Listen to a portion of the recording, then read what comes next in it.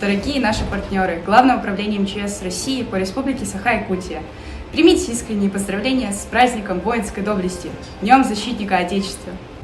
Поздравляем от души и желаем, чтобы в мире нашем не было войны. Служба ваша так нужна и опасна и трудна, нелегко людей спасать, силу духа воспитать. Спасать людей – огромный труд, спасатель нужен там и тут. Его с надеждой ждут всегда, спасатель нужен, как вода. За все спасибо говорим, и вас поздравить мы спешим. Хотим вам счастья пожелать и никогда не унывать. Всегда ценить свою работу и проявлять ко всем заботу. Себя, конечно же, ценить и очень-очень долго жить. Пожелаем вам здоровья, позитива, долгих лет, жизни пламенной с любовью, чтобы без горя и без бед. Чтобы было настроение, позитивное вдохновение, на работу выходить и смеяться и шутить. Спасибо за жизнь, что спасли вы народ. Наши ангелы-хранители, но только земные.